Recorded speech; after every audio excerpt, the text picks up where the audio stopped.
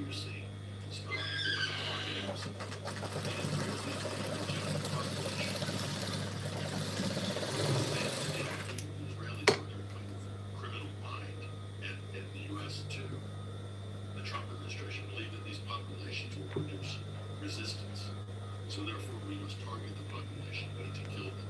We're now, the U.S. and Israel are taking Western society and civilization, winding the clock back 400-500 years, back to medieval times. This is medieval mentality. This is even pre-colonial. It's just straight up medieval barbarism of, rogue, corrupt city-states and kings. Mass siege warfare. This is the norm. Look at what they're doing in Cuba. That's medieval siege warfare. No regard for human life whatsoever. And the cowards in the U.S. Congress and Senate have nothing to say about it, because in their feeble little minds, they think it's somehow justified because this evil communist government in Iran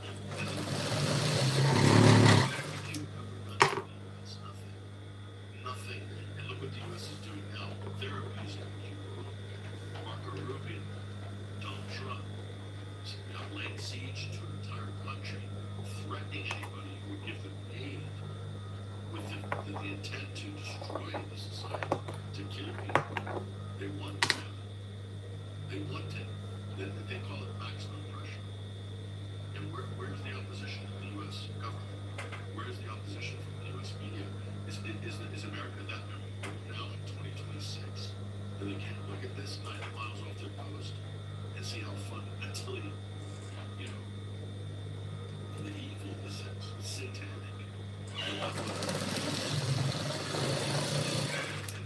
European countries as well. They're okay with it. Forget about South America. They've all been threatened. The U.S. have said, we'll come in and kidnap. We will take your head of state and throw it in a jail. So keep your mouth shut. And if you want to bring oil to the Cubans, we'll take your tank.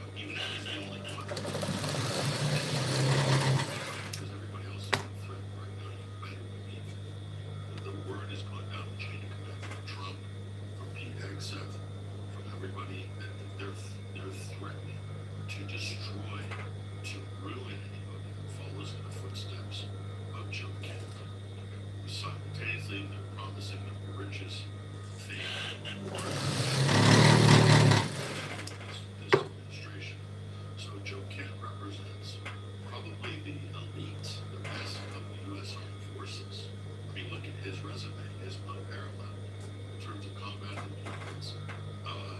Elite units like the Texas Rangers, Green Berets, etc. So, so he's not an easy person to attack. Donald Trump tried to insult him. What Trump does when any member breaks ranks, he calls them a loser, he attacks their wife, he makes fun of them. If they have a family member that's dying of cancer, Donald Trump will make fun of the person that's dying. And he's just a disgusting, just the things that Trump has done, attacking Thomas Massey over his dead wife, or his current wife. It's just disgusting. What he'll do to attack somebody that he views as being disloyal. He'll so, but he can't do this with Joe King, because if he does, he's going to alienate all of the SEAL Team 6 guys, all of the sort of Special Forces guys, and Special Forces guys are the real leaders. They have all the podcasts. The Joe Kent was CIA.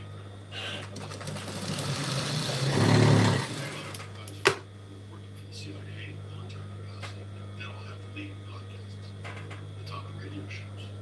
They're the guests on Fox. Come on.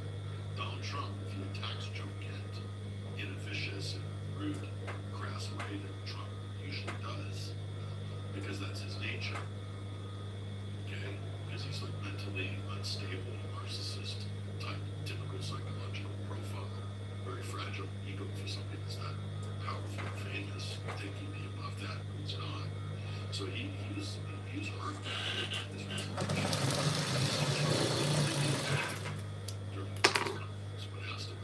He had to think twice. He felt constrained. He couldn't come out and call Joe Kent a loser and a coward, all the things that Trump would like to call him. But if you read Joe Kent's letter, it's very measured. It's very, very straight, analytical. You can see he's somebody who values his professionalism. I've read that slightly. Something very similar to Joe Kent.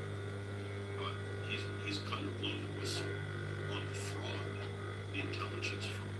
And what Joe Kent's letter is pointing to is, it's not just in Trump, but it exposes the complete fraud of Tulsi Gabbard, who's allegedly the director of national intelligence, stovepiped into the U.S. system to prepare for and to justify ultimately war. So the DNI, Tulsi's position, they shouldn't even have this department anyway. This was a creation of the Department of Homeland Security in 2002, 2003. It's meant to be an objective backstop, so to have an independent final curation of incoming intelligence from the different sources to present to the president, so the president can make an informed decision. That's not what Tulsi Gabbard's doing. She's under the control of the White House, so she can't be objective. So she's obfuscating her document. Flood the zone with Trump with bad intelligence. And Trump is proven to basically believe anything that's laid out on his desk. A Novichok attack. Trump will say, Mr. President, this is a Capitol Rights attack in England. Novichok. Oh, that's very bad. What should we do? Well, we recommend that you expel all the Russian diplomats. Let's ramp up the Ukraine war. Okay, that sounds good to me. Like, he will do anything. He's so easy to manipulate because he's functionally illiterate. He doesn't read. He can read, but he chooses not to read. The sort of corrupt coterie of grifters and neocons and Israeli operatives that basically have concluded this president. So it's hopeless. So they can tell him that, like, literally, Martians are to attack the moon. We need to do it quick. Otherwise, the Martian terrorists will wipe us out. He will launch a nuclear attack against the moon.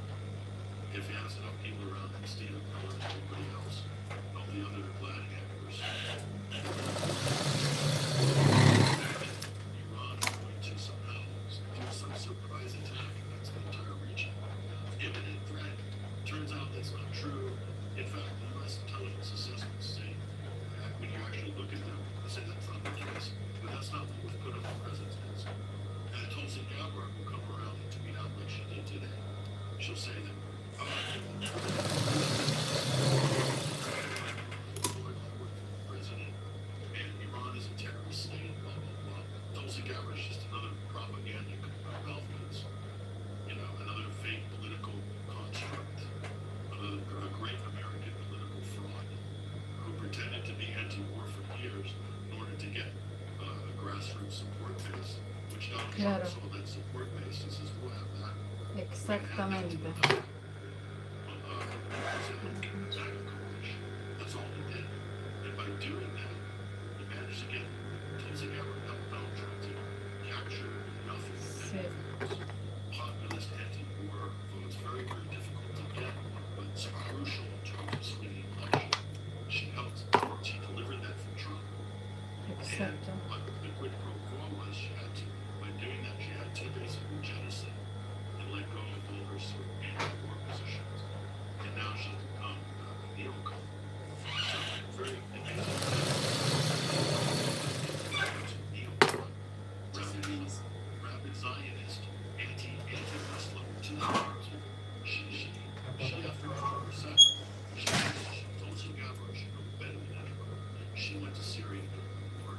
She knew that the U.S. was trafficking billions of dollars of weapons into the hands of Al-Qaeda affiliates, ISIS affiliates, to destabilize the war.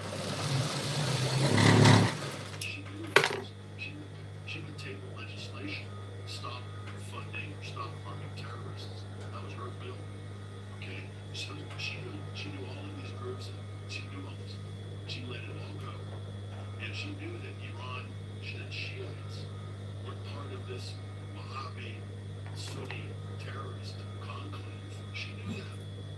She knew that Qasem Soleimani was fighting ISIS and al-Nusra on the ground in Syria. She knew that the Hashid were fighting ISIS in Iraq. She knew Hezbollah were fighting and dying against al-Nusra. Yet she turns around now and calls Iran a terrorist.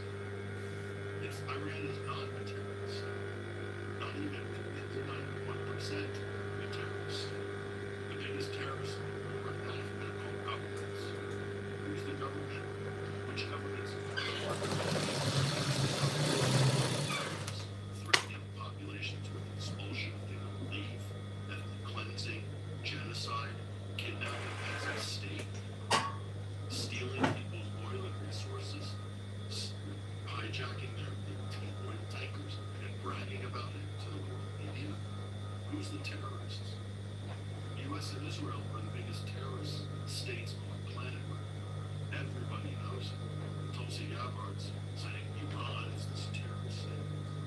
They fought all the U.S. backed and U.S. run terrorists that infested Iraq and Syria and carried out terrorist attacks in other places. In the NDK, another terrorist organization backed by the CIA, Iran fought all of them. And someone like Tulsi who actually knows this, knows the truth, she's turned around and gone full Israeli neocon. The John Bolton line. Iran is an evil terrorist, leading state sponsor of terror in the world, a complete fabricated talking one used to justify the illegal war of aggression that the United States and Israel are currently waging against the Islamic Republic of Iran. The whole thing is and people like Tulsi, Trump, and all these other people leveraged the anti-war. And she said, Tulsi, the last thing I said, is this Tulsi Gabbard said in her tweet, she said, Donald Trump won an overwhelming electoral victory. Like, basically, she's insinuating that he hasn't won.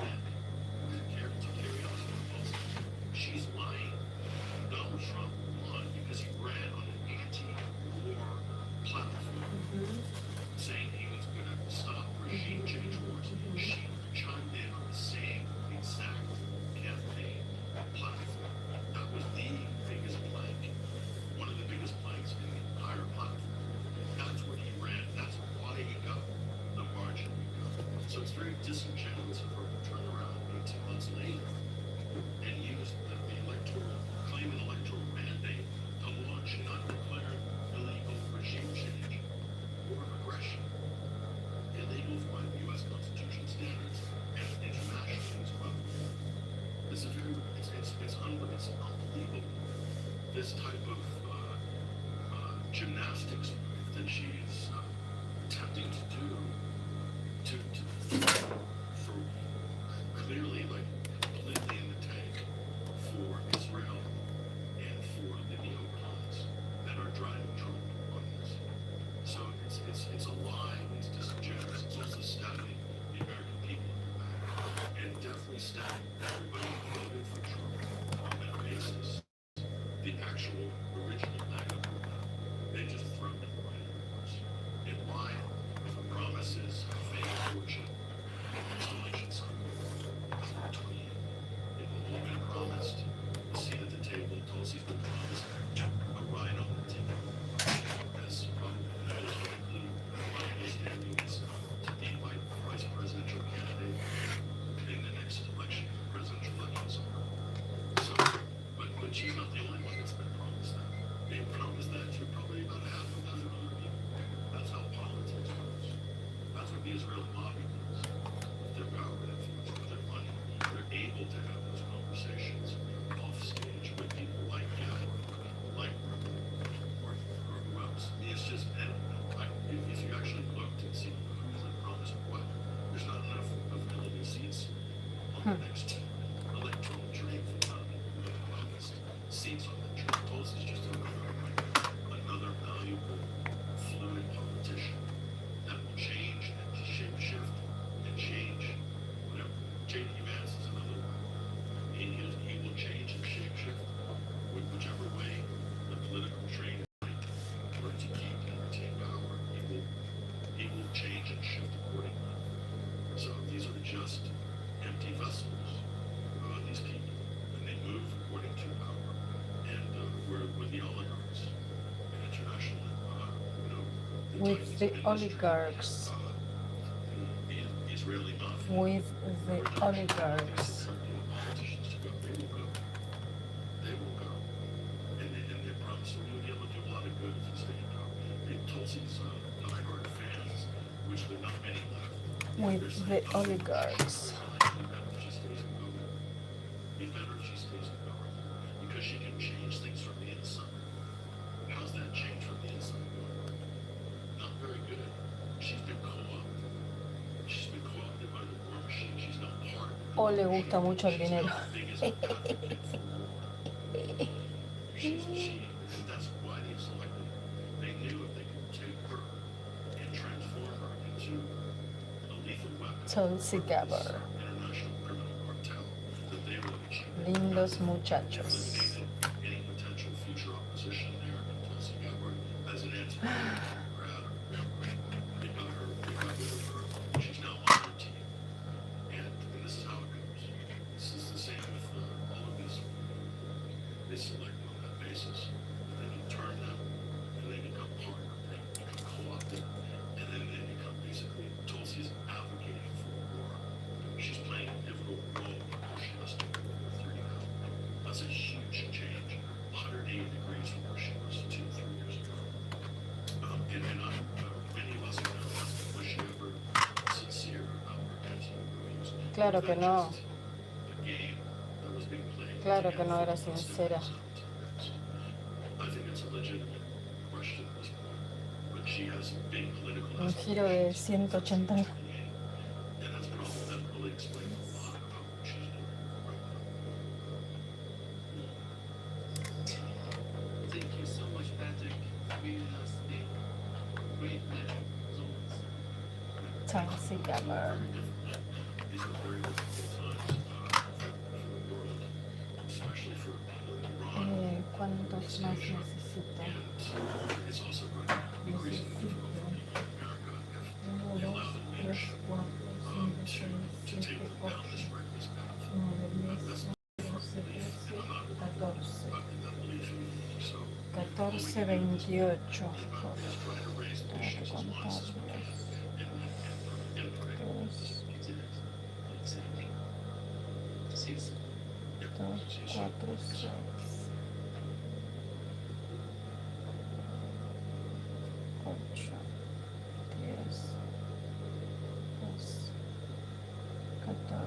16.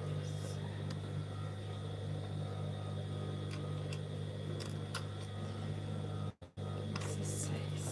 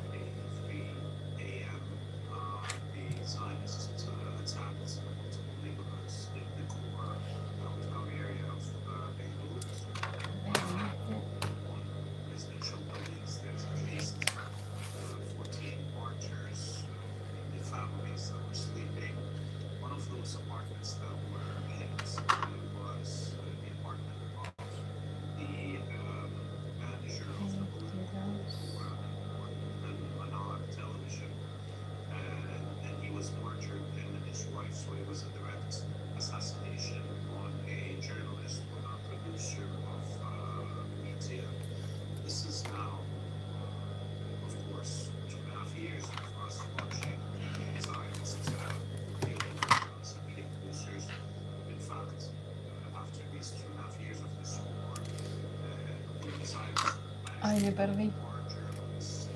No sé cuántos tenía.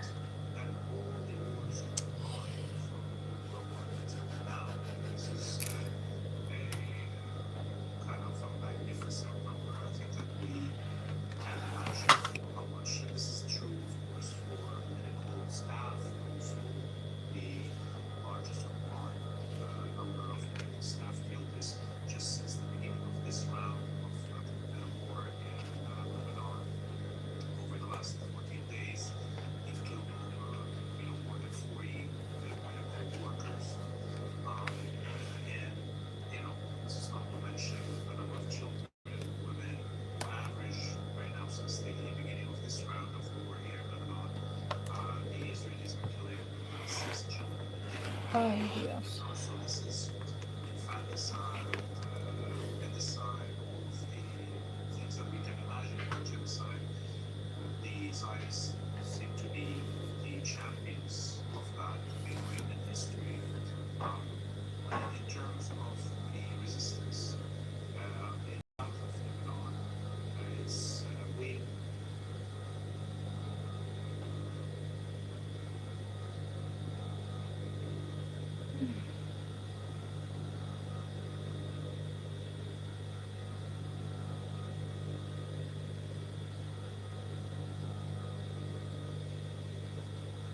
¿Qué pasó con Netanyahu? ¿Murió o no murió? ¿Murió o no murió?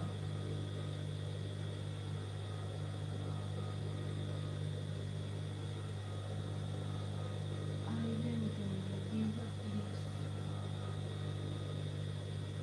¿Murió Netanyahu o no murió Netanyahu?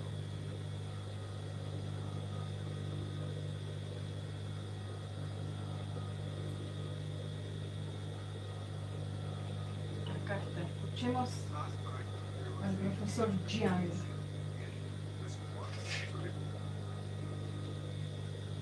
Again.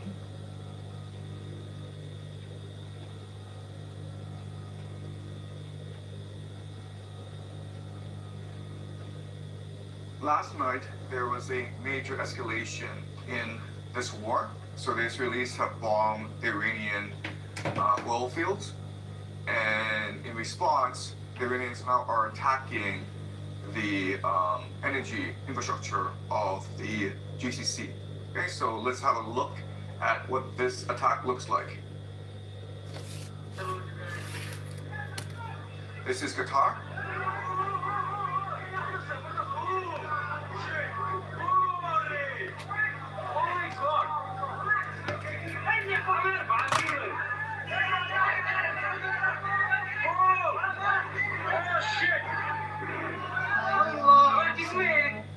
Okay, so Qatar provides 20% of the world's LNG, and this is a major escalation.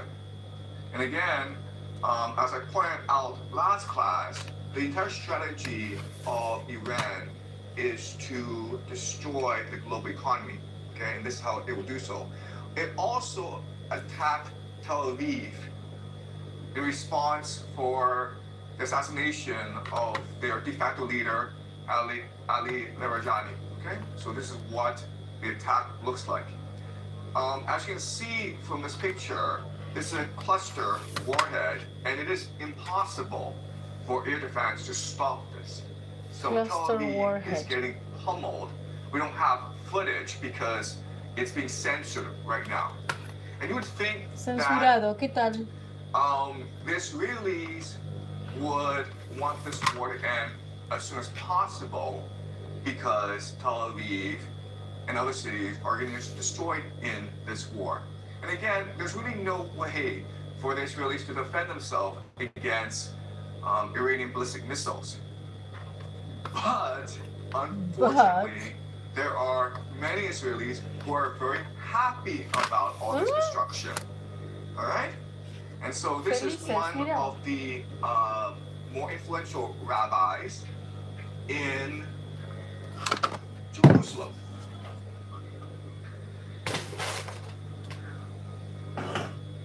The Italian Hebrew, what he's saying is that this war of destruction, it will bring about the return of the coming of the Messiah. And it will happen on Thursday, which is today. Okay? Viene el So they are Mesías. not at all saddened by what is happening. In fact, they are quite animated. They're very, very excited about what's happening. So again, you cannot look at this war from a geopolitical lens. You have to look at it from an eschatological perspective. All right?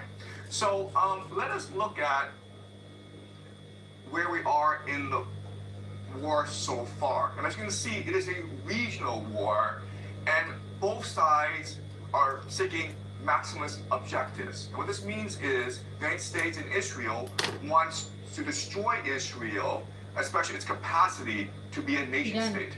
And so right now, the Americans and Israelis are attacking their leadership, decapitating their leadership, as well as targeting their economy. And later on, as this war progresses and escalates, they will start to target civilian critical infrastructure, including water. Okay? And it's already happening. Muy bien, van a atacar a civiles They y also también want to al have a agua. divided rule strategy where they want to provoke ethnic conflict in Iran and divide Iran up into ethnic enclaves. And this is what we call Ethnic balkanization. conflict. The Iranians, on the other hand, want to destroy the entire global economy. You do that by attacking the energy infrastructure of the GCC.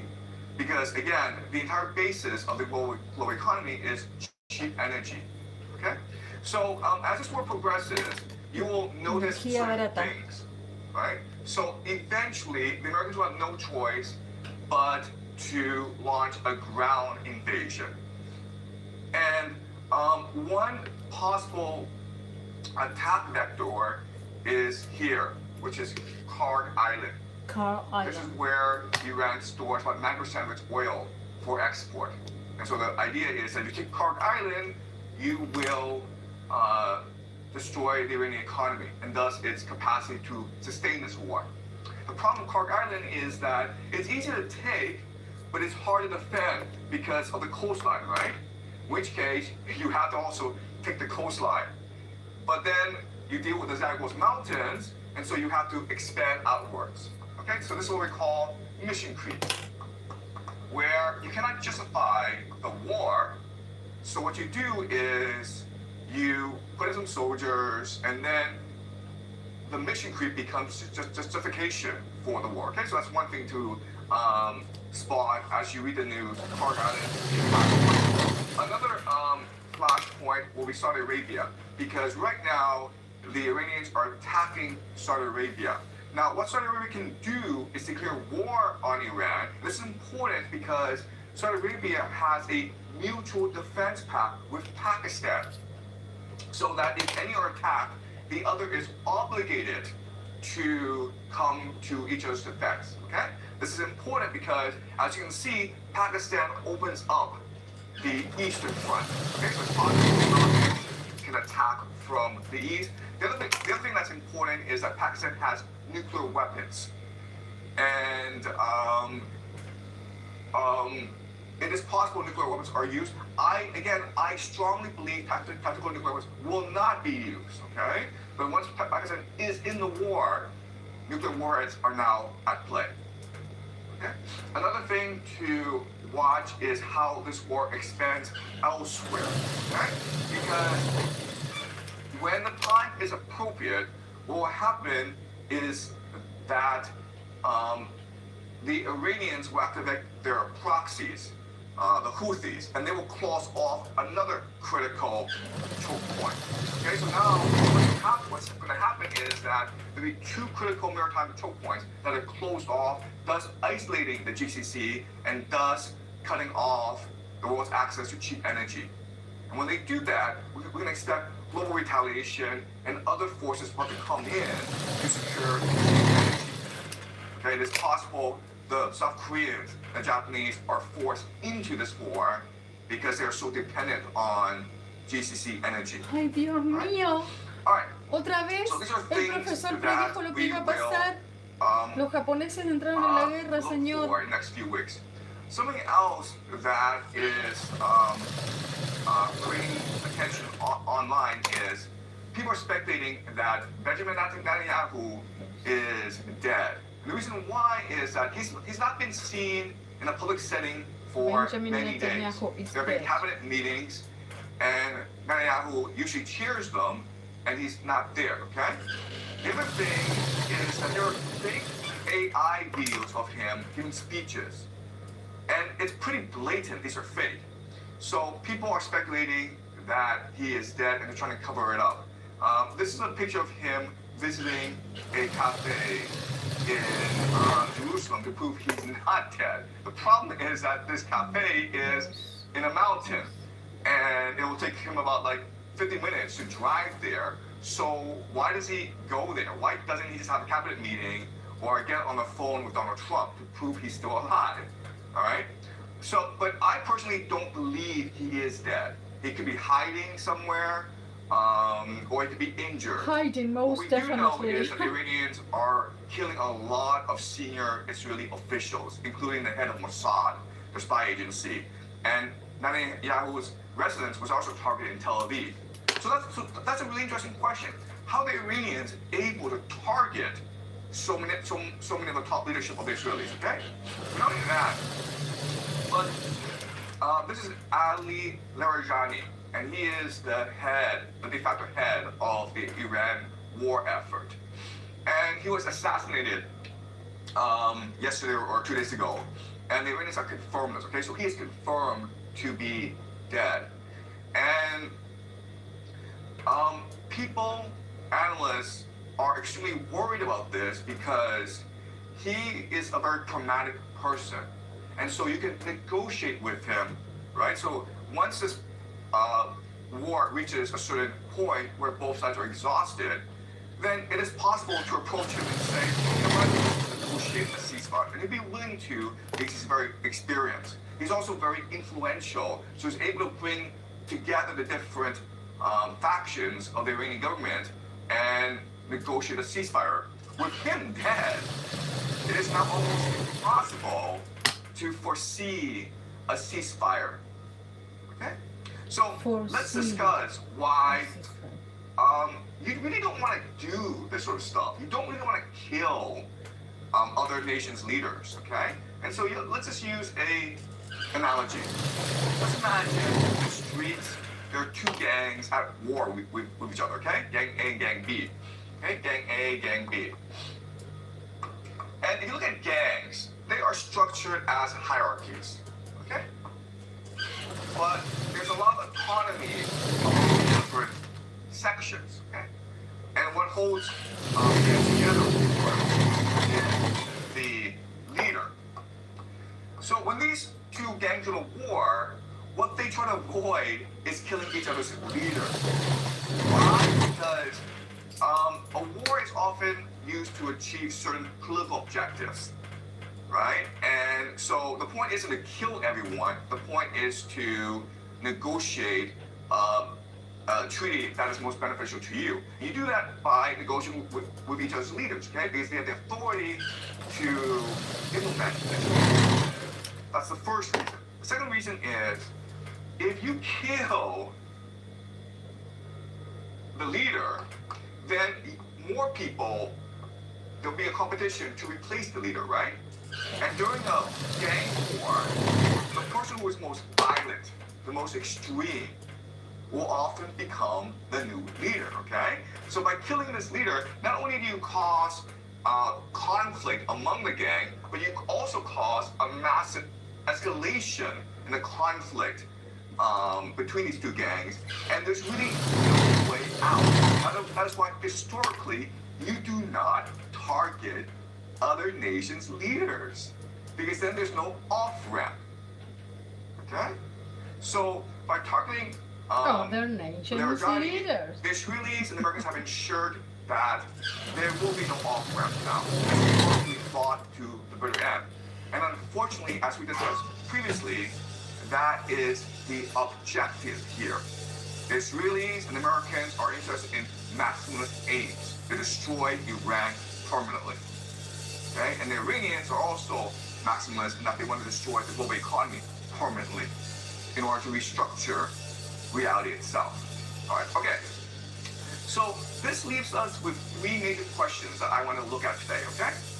The first big question is, how are these leaders dying? It's not that easy to kill a leader, right? Because he's protected by security. And usually there are two ways to figure out where the leader is, okay? There's human intelligence, called human. There's signal intelligence, called signet. Okay?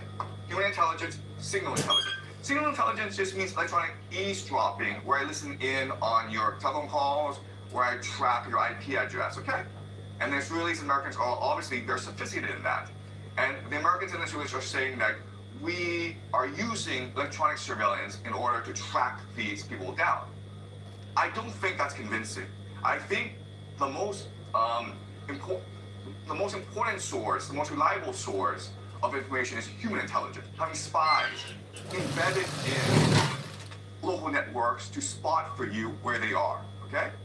That's the most, that's the way to figure out where they are. So then this raises the question, how is intelligence, okay? All right, that's the first question we want to look at. How are these leaders dying? Second question is like, why are they dying? Like, what's the point of killing them, right? Because once they die, they can just be replaced, and they're often replaced by a more extreme individual, okay? So that's the second question we want to look at. And the third question we want to look at is, what does this mean for the war and the world? Okay? What decapitation strikes ultimately mean for how this war will progress and how this will affect the world in general, okay? All right, so those are the three big questions I want to look at. So to answer these three questions, I want to introduce a new idea to you, okay? It's called the law of proximity. The law of proximity. The law of proximity, the idea is this. Whenever you play a game, you're not just playing one game. You're playing many, many different games. And the game that you choose to play is the one that is most proximate to you, the one that is most close to you. And that impacts your decision making. Okay, so that's a law of proximity. So let me explain to you what it means in an analogy, okay? Let's just use your life. You are playing actually multiple games every single day, all right? So let's examine this. The first game you play, of course, is the family game, right? So you might have parents and you have siblings, okay? Family game. And the game you play, of course, is to win attention from your parents. And to do so, depending on who your siblings are, you might use different strategies, including doing well in school or being a pain in the ass. Unfortunately, my kids choose to be a pain in the ass, okay? Yes. The parents are playing another game, which is social prestige, right? So they're competing against other parents to have the best family possible, right? So, and then not only do you play a game at home, but you also play games at school, right?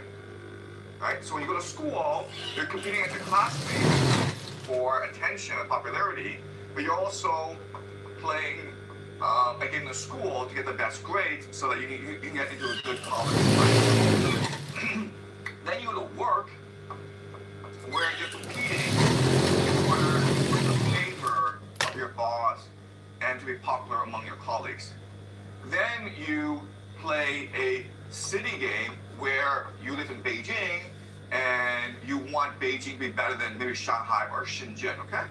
And then you play a game of maybe a nation where you want China to be stronger than Japan, okay? So as you can see, every single day you're playing multiple games, even though you may not recognize it. And again, what's important is the game that is most important to you is the game which you are most close to, right?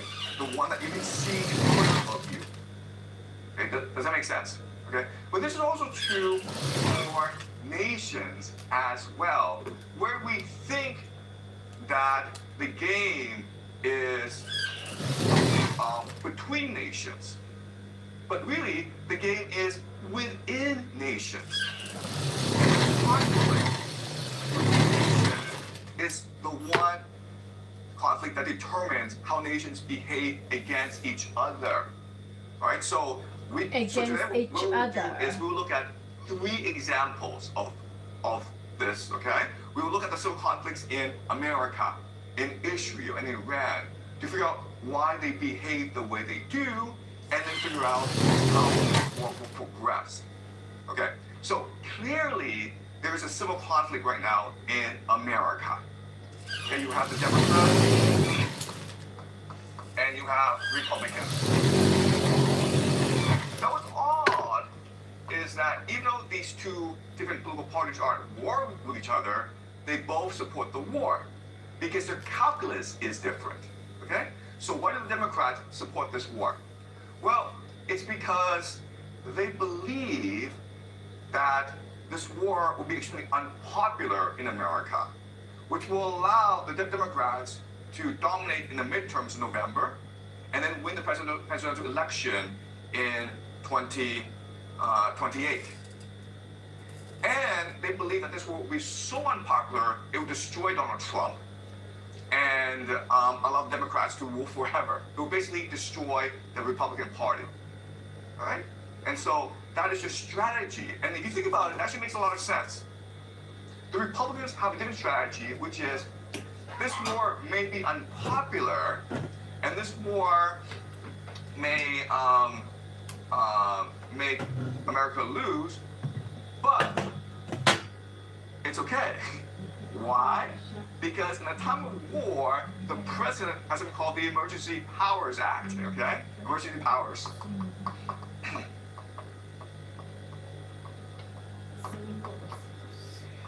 Emergency powers allows the president to essentially suspend the Constitution and to suspend or delay elections. Also, the Republicans want to pass something called Safe America Act. Okay? The Safe America Act, which means that if you are a voter, you must present ID in order to vote. And you think that this is, well, reasonable. But historically, the idea of checking ID is a way to discriminate against minorities, right? You have police officers there to scare minorities. And that's traditionally how racism was enforced in America. Okay? So in other words, the Republicans have many different strategies of either cheating or manipulating the elections. They can also, I just say this, but if the war's going really badly, what they will do is come up a national draft and cancel the elections, okay?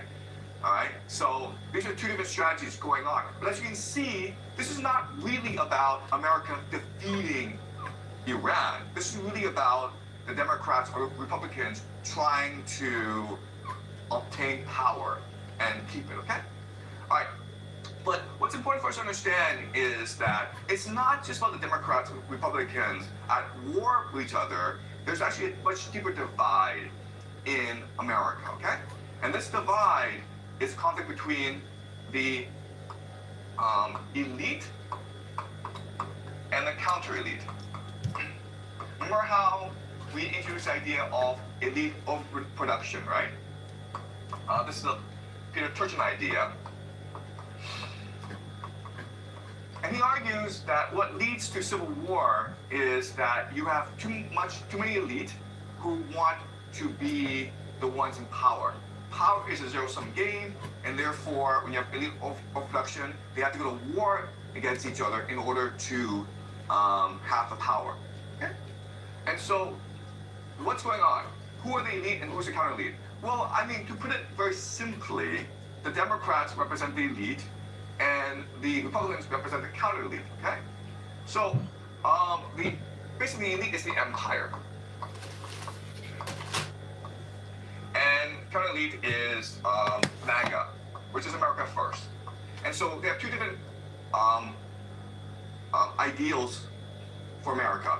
The empire is to maintain the current global order, right?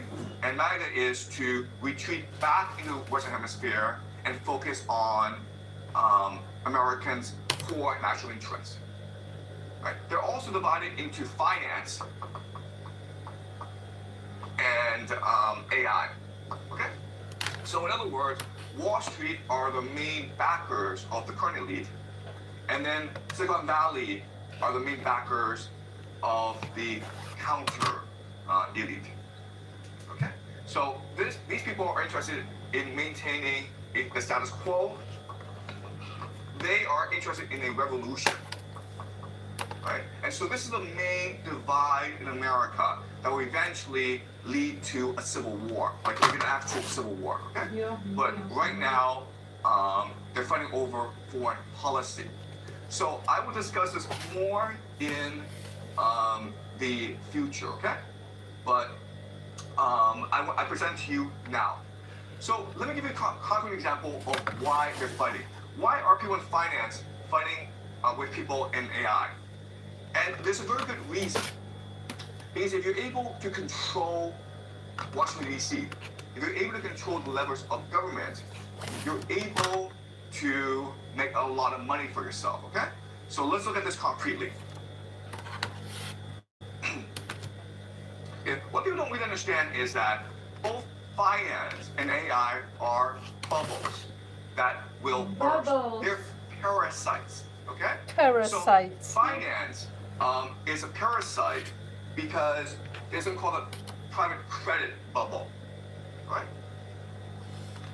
Private credit bubble, the idea of private credit is very simple. Rather than banks issuing loans to companies, companies privately issue loans to other companies.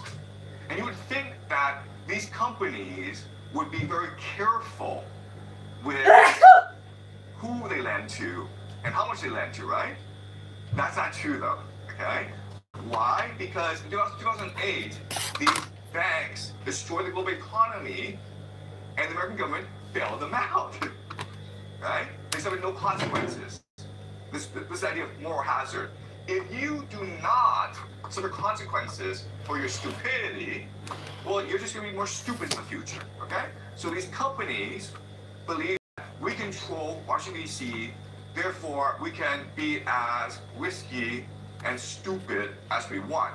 So they're giving out lots and lots of silly loans to companies because they collect a fee for these loans, right? And then when these loans don't actually work out, meaning the companies go bankrupt, what they do is they say, oh, we'll lend you some more money to keep afloat, okay? So now this problem has reached about $2 trillion. And so they think that, okay, well, worst case scenario, the government will bail us out if we all go bankrupt because we're too big to fail. And all our friends are in government. Okay? That's the mentality. And in 2008, that worked. But there's a problem today, which is there's also another group that's doing the same crap, okay? And it's called the AI bubble. All right, so if you look at AI bubble, you got companies like Microsoft, OpenAI, Oracle, NVIDIA, okay, lots and lots of different companies. And the way they operate is they just lend money to each other, okay? It's like, I give you $1 billion, then you give me $1 billion, and now we have $2 billion. It's a circle jerk. And it's getting a lot of money from the GCC and other investors. The problem, of course, is what's happening in the war, right? So if the GCC can no longer put more money into this bubble, then eventually this bubble will have to burst. But they're like, that's okay. Why? Because we control Trump. We control the White House. We are the stock market. Therefore, Washington, D.C. will bail us out, okay? So that's the war going on, where you have two parasitic forces, the finance sector and the tech sector, and they are all looking for government bailout when their bubble bursts. But the government doesn't have infinite money. It can only bail one side, right? So they're going to fight over with the government. They're going to fight over who bails who out, okay? the Democrats can win the House and the presidency into 2028, then the private credit people will get bailed out. But if Trump and his people stay in power in 2028, then the AI people will get bailed out, okay? Dios mío. So that's the civil war going on in America right now. We'll discuss this more later in the future, but I just present to you right now, okay? And then, of course, you have the Israelis, Israel. People don't really appreciate how divided Israel is. This is about 2020 when you have like 1 million people in Tel Aviv calling for the resignation, the impeachment, the jailing of Prime Minister Netanyahu. Because Netanyahu, like most Israeli politicians, is very corrupt. Okay? And to avoid going to jail, Netanyahu proposed changing the judiciary, changing the laws. And so there's these massive protests against Netanyahu. And at this point in Israel, it seemed as though Netanyahu was going to fall from power and go to jail for the rest of his life. But then, of course, October 7th happened. Okay? October 7th happened, and then Israel is now in permanent war that gives him emergency powers. Okay? All right. To give you a sense of how divided Israel is, let's look at the Knesset, which is a parliament. Guys, this is a lot of political parties. As you can see, none of them are dominant. Okay? The biggest, Likud, which is Netanyahu party, it has about 30 members. But it cannot rule by itself, therefore it has to join with other political parties. Okay? It has to be a coalition. But look, you look at its enemies. Well, its enemies also have a lot. So it seems as though Israel is an extremely divided society, and it is. Okay? People don't really appreciate this. Now, a lot of people talk about a Jewish global conspiracy. What people don't really understand is the Jewish people have never, ever gotten along. So you go back to the time of Jesus, and there were like 3 major factions in Jerusalem. They were the Sadducees, there were the Pharisees, and the Essenes. They all hated each other. In the year 70, the Romans had a huge army to destroy Jerusalem. And you would think at this time, the people in Jerusalem would get together and unite and defend Jerusalem, because otherwise they'd all be killed. Well, they did get together, okay? And the Romans destroyed Jerusalem and burned down the Second Temple and massacred a lot of Jews. So the Jews have always had this problem where they're extremely creative and intellectual, but that just leads to massive infighting, okay? All right, so these are the leaders of the different political parties of Israel. And again, I hate to say this, but like, they really hate each other. It's not, like a show. They generally hate each other. And that's why Israel has been politically been so dysfunctional these past few decades. Okay? All right. So now I want to discuss where the major conflict in Israel is. Okay, so I would say that like the 2 major conflicts is represented by Tel Aviv and Jerusalem. These are 2 cities in Israel, and they are the 2 major cities of Israel, and they represent 2 different centers of gravity, 2 different visions for Israel. Tel Aviv is democratic. Jerusalem is a theocracy, meaning it's religious. Okay? Tel Aviv is open, meaning it actually has a lot of homosexuals, right? And you can imagine people in Jerusalem aren't happy about this, so they're very conservative.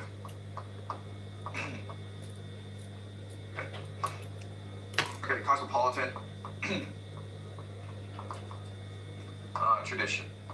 All right, so these are 2 vastly different visions for Israel, where Tel Aviv is this open, democratic, modern, progressive city. Lots of homosexuals, lots of open ideas, very secular, very outward-looking, very Western. Jerusalem is the complete opposite, okay? Very religious, very conservative. And they hate each other. And the fact that Tel Aviv is getting destroyed right now in this war, people in Jerusalem are actually okay with this, okay? They're not like, oh my God, they're killing Israel. No. Tel Aviv is the great Satan. Let's just destroy it so that we can build a theocracy. Okay, all right. So let's look closely at where they disagree. Okay, so Israel is Kingdom of David.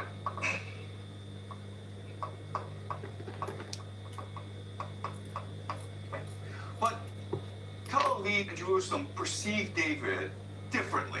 Okay? So for people in Tel Aviv, David was the king when Israel was at the height of its glory, when it was an open, cosmopolitan, creative, innovative empire. And that's what they want Israel to be. The people in Jerusalem see David as a different person. They see David as primarily a poet prophet. And they see David as the exemplar, as the favorite of God, because he redeemed himself and repented himself in the eyes of God. Okay? And repentance, right? And what they focus on is a story of David, where David is king, and one day he wakes up and finds he's in love with Bathsheba. And so he basically has sex with Bathsheba. Bathsheba gets pregnant, and that's a problem because Bathsheba is married to someone else, Uriah the Hittite. So what does David do? David has him killed, okay? And David can do this because he's king. But God finds out and sends the prophet Nathan to tell David, you've sinned. And at first David refuses to admit that he's in the wrong. But then their son, his child Bathsheba, dies. And David falls into tremendous grief. And every day he's praying to God for forgiveness. He's asking for redemption. He is repenting. And God forgives him. And in this process, not only does David become a better person, but he becomes united with God. Because now they're best friends. Now they talk every day. And that's what the vision that people in Jerusalem have for Israel. A nation that engages in redemption and repentance. They don't care about this war. They don't care about the United States. They don't care about the Great Israel Project. They care about the Jews finding God again and being loyal to God. And that is what will bring peace to the world. Okay? That is how they see the world. How they perceive things. They believe that in every person there's a divine soul, okay, that comes from God. But it is trapped in the animal soul. Okay? So Tel Aviv is the animal soul. Ay, me asustó. And this is the divine soul. Se ve roto. Alright? So what the animal soul is, you seek material comfort. You want to have sex. You want to get drunk. You want to party. You want to drive a Ferrari. Okay? This is all animal. But inside of you is the divine soul that only seeks to be with God. Okay? And so we are constantly in a struggle between the animal soul and the divine soul. And so from their perspective, Tel Aviv represents the animal soul of Israel. Jerusalem represents the divine soul of Israel. So it's okay if they really destroy Tel Aviv. Good. Also, they recognize that war is good because if people really want to find God again, they need to suffer. They need to lose everything before they recognize the glory of God, okay? So think of the book of Job. When Job is a character in the Bible who is very wealthy. And so God decides, you know what? Maybe he's only faithful to me because he's very wealthy. So Job loses everything, and this heightens his faith in God. Okay? So that's the vision that these crazy religious zealots have in Jerusalem, which is like, let's destroy Israel so that we can refine, rediscover our love for God. Okay? The destruction of Israel will lead to the redemption and repentance of the Israeli people, and therefore peace in this world. The Messiah will finally come. That's why the rabbi was talking about on Thursday the Messiah will come because he feels it's so close. There's so much destruction. There's so much war. So the Messiah must come. Because now the Jews recognize that only God can save them. Therefore, when you will it, when you pray for the Messiah, when you really want in your heart, that's when the Messiah will come. Okay? But you need to create the conditions when people really want the Messiah. Okay? So that's a civil conflict going on in Israel. And again, these people in Jerusalem, these fanatics, they don't really care if the world is destroyed, because this world is fake anyway. Who cares? What matters is the divine soul. Okay? Yeah. You have a question, Vincent?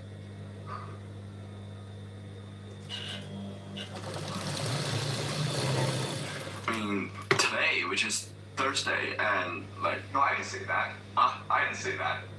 The rabbi said that. Oh, the rabbi said that like the Messiah is coming today, but like, will the coming of Messiah really affect China and those countries, or is all their personal beliefs? Okay, listen. I know this is hard for you guys to understand, but China doesn't matter. Okay, only Israel matters. United States, China, Russia does not matter. The only thing that matters is Israel. Okay, only matters is the people in Israel, the Jews.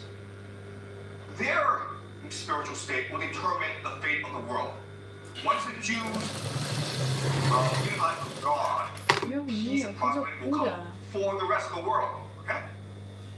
Alright?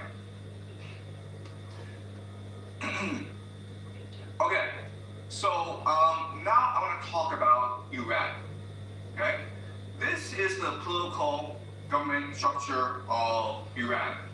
Now, one thing to notice is that it's very complicated.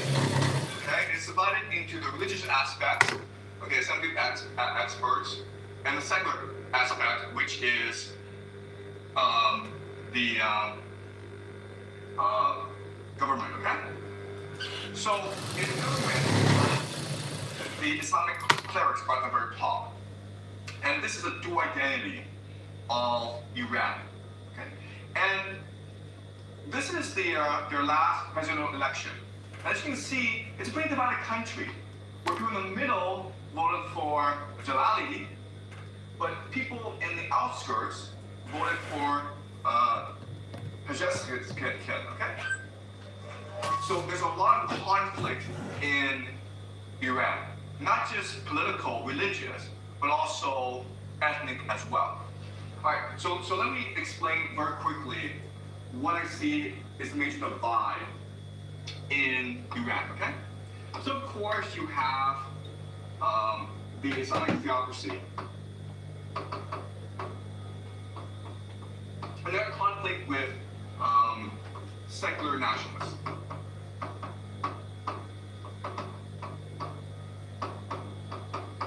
And then of course there's ethnic groups as well. I don't really think the ethnic groups matter that much, okay? What really matters is the conflict between the secular nationalists and the Islamic theocracy. Right? So basically, the rural-urban divide. People are well educated and want to see Iran as a secular state that promotes democracy and progress in science versus these religious individuals, okay? Now, what happens is that in a war, you become more extreme. So what happened is that the Islamic theocracy will transition into Shia eschatology or martyrdom, okay? Where they think that this war is about having that 12th Imam, Mahdi, who is basically the Messiah, return to lead them to war against the great Satan, which is Israel and the United States, okay? So over time, the Islamists will become much more radical.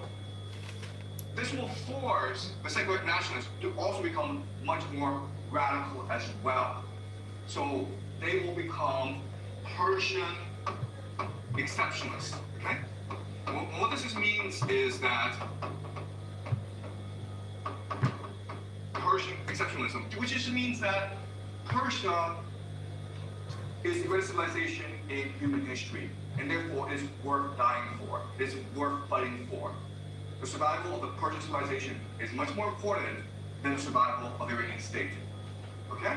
So the great question for the Iranians is, are they able to reconcile the differences between these two strands of the culture? Or will this lead to civil war in Iran? Okay? We are seeing civil war in Israel, we're seeing civil war in America. Iran cannot afford a civil war at this time because they're being bombarded by two very powerful nations, Israel and America. Okay? But unfortunately, the law of proximity teaches us that people are much more interested in their own internal conflict than the outside global conflict, okay? And so this understanding now gives us, helps us answer the three big questions of today, right? How are these leaders being killed? Why are they being killed? And what will this mean for the rest of the world, okay? And so the first two questions, how are they getting killed, why are they getting killed? They're getting killed because of these civil conflicts within these nations, okay? These different factions are providing intelligence to their enemies in order to live their eternal enemies, right? That, again, I don't have evidence, but I think according to game theory, that's the best explanation for how these leaders are getting killed. Because again, it's not that easy as a foreign nation to identify the location precisely of that leader, okay? And what we're seeing this for is well, the Iranians and the Israelis are doing a very excellent job of killing each other's leaders. That's not actually common, right? So I think this civil conflict within these nations offers the best guide, the best understanding of why this happens. Okay. The third question is where's the world going? As you can see from these conflicts, it seems as though the world is going to become much more theocratic in the end. Okay? So what's happening is, at the end of the day, this war in Iran, in the Middle East, is really a war between two different competing visions of the world. Okay? You have the global secular financial order. Okay? And this is the world that we live in today. And they're fighting against a nationalist theocracy. Theocratic. Alright? So this is what we can expect for the next 5 to 10 years, where Iran becomes much more theocratic, extreme, and nationalistic. Israel abandons democracy and embraces theocracy. America will also abandon democracy and embrace theocracy, because that is the general trend of the world. Okay? Alright. Okay, so what I want to do in the next class is discuss how the world would change next 5 to 10 years. Alright? Okay, any questions? Okay? You mentioned that Israel have two divided parts, and one represents the animal soul, and the other represents the divine soul. Like I can substitute this logic to a single person. Like people are always struggle with like identify or not identify, like separating the divine soul and pursue the divine soul, but they cannot get rid of the animal soul. Is there a way where we can only struggle as in our life? Okay, so first of all, it's important to understand that this is how people in Israel frame the conflict in Israel, okay? A conflict between the animal soul and the divine soul.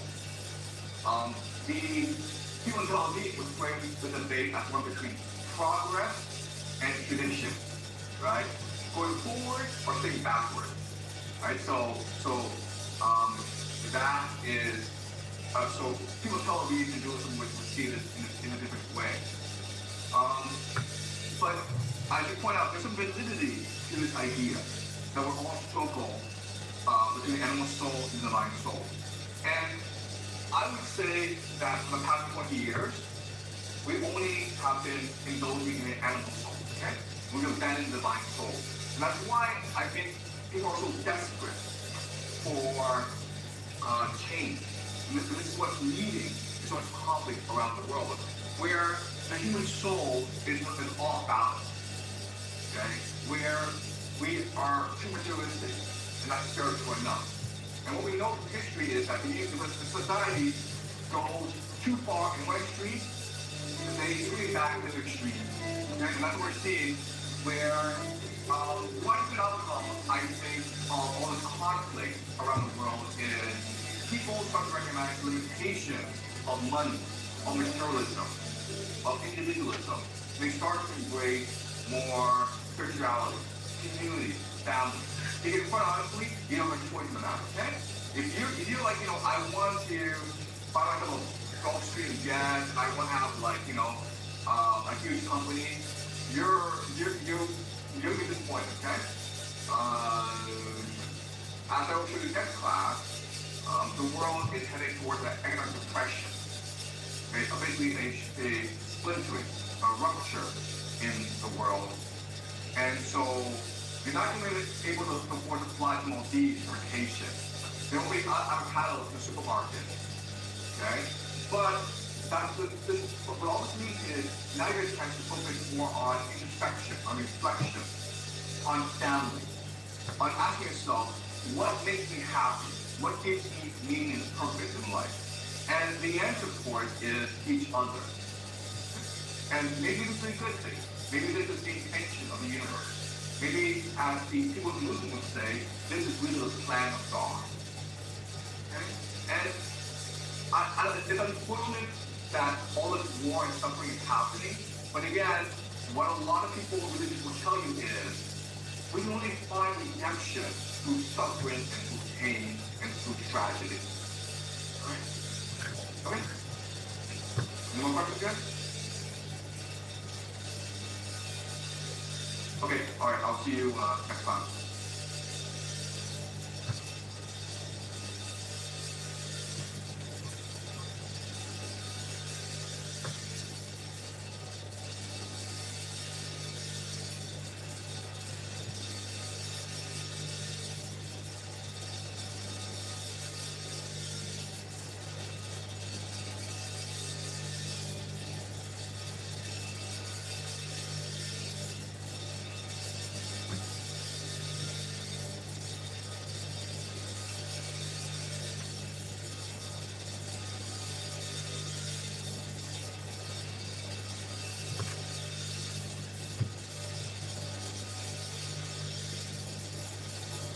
Undeclared wars are commonplace. Tragically, our government engages in preemptive war, otherwise known as aggression, with no complaints from the American people. Sadly, we have become accustomed to living with the illegitimate use of force by government.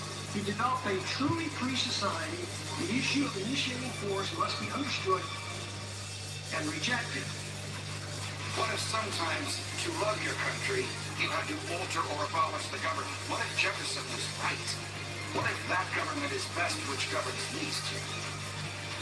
What if it is dangerous to be right when the government is wrong? What if it is better to perish fighting for freedom than to live as a slave? What if freedom's greatest hour of danger is now?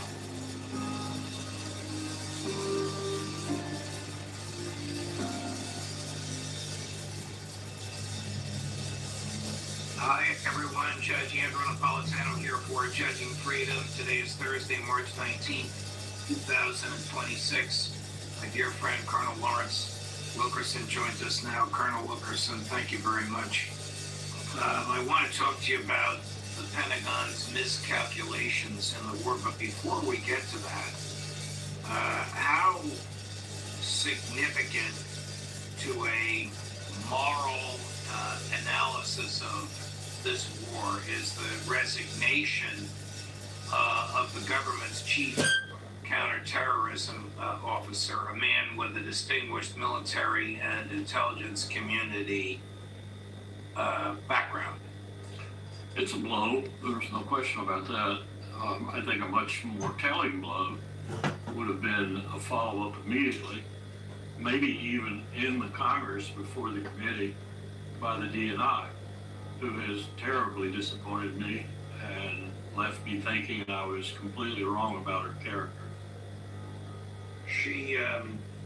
You're speaking of Tulsi Gabbard, of course.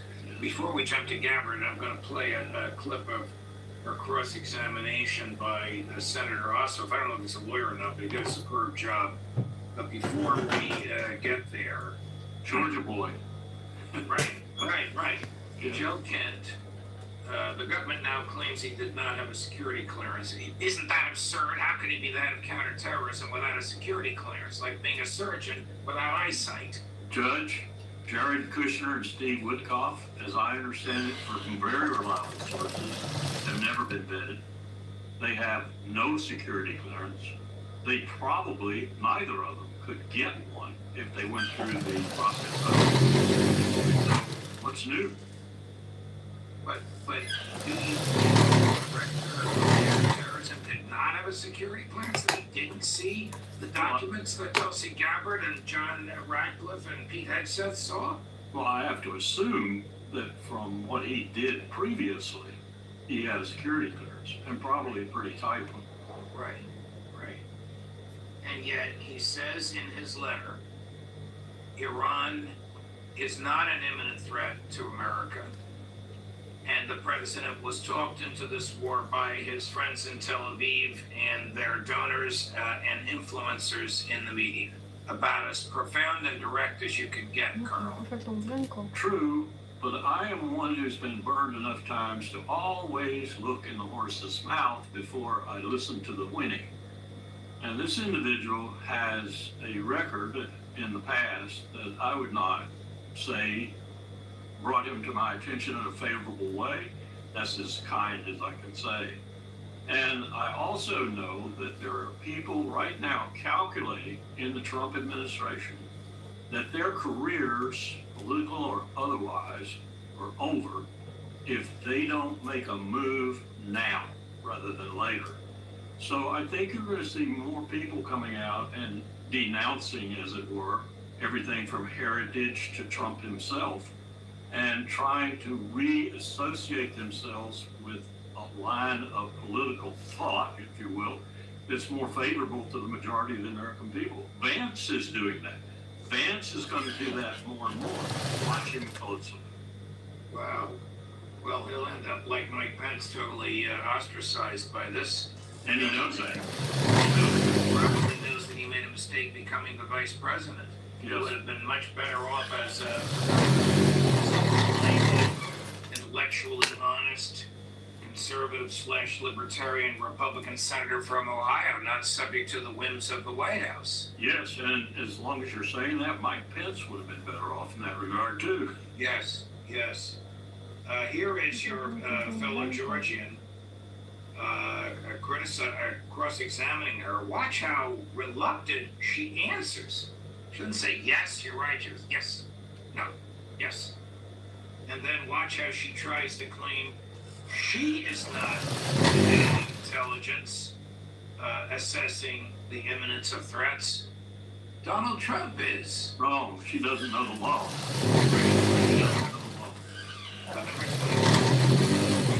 Iran's nuclear enrichment program was obliterated, end quote, correct? That's right. And is that in fact the assessment of the intelligence community? Yes. So the assessment of the intelligence community is that Iran's nuclear enrichment program was obliterated by last summer's airstrikes? Yes. Was it the assessment of the intelligence community that there was an imminent nuclear threat posed by the Iranian regime?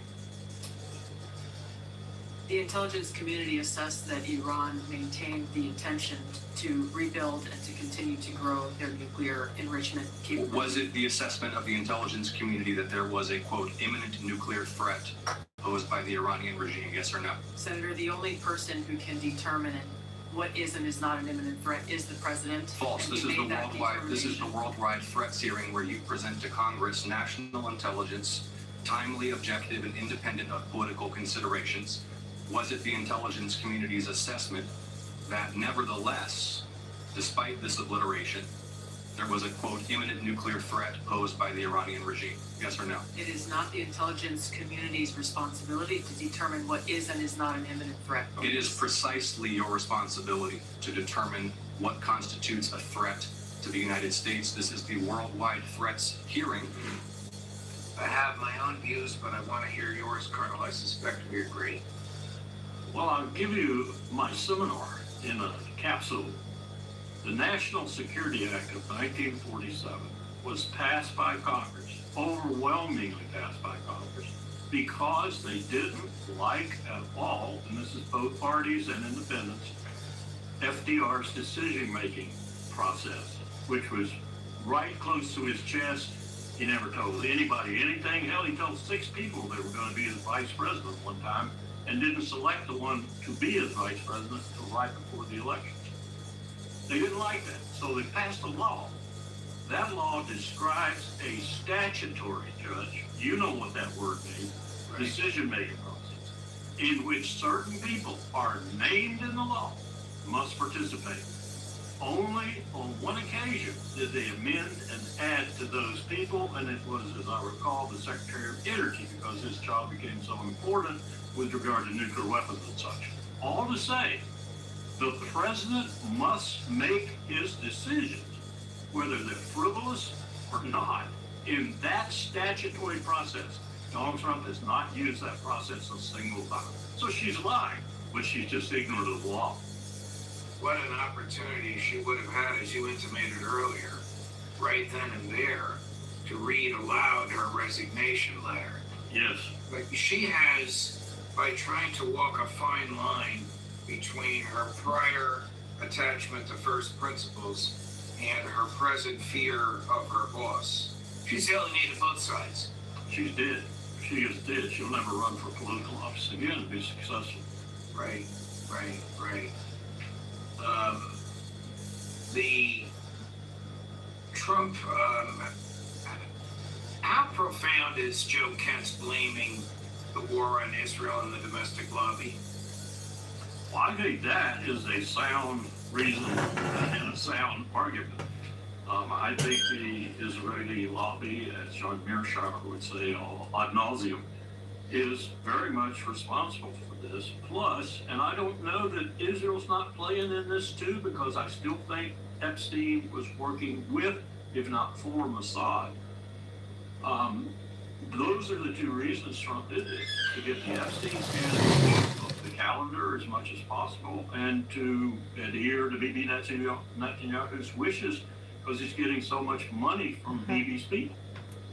Well, here's another way the president is getting money. This is rather reprehensible, and I apologize if this is going to aggravate you, but you need to see it. Chris, Senator Assoff, and the presidential campaign flyer. I want to call everyone's attention again to this fundraising email signed by the president that Senator Kelly mentioned earlier, in which the President of the United States invites his campaign donors to, quote, claim your spot, join now to receive private national security briefings, to his political donors, featuring a photo of the president at a dignified transfer ceremony with a flag-draped coffin of an American service member killed in action returning to their family. And the American people need to know that the President of the United States is fundraising for his campaign and his PAC using images of American service members killed in action, and it's a disgrace. I agree, even Donald Rumsfeld wouldn't do that. Have you ever heard of something like that? Not at all, but Judge, I saw a report about 48 hours ago that Kushner and Witkoff, and of course other members of Trump's entourage, have probably amassed about $200 billion, yes, billion dollars in deals while doing their, quote, diplomacy, unquote. Goodness.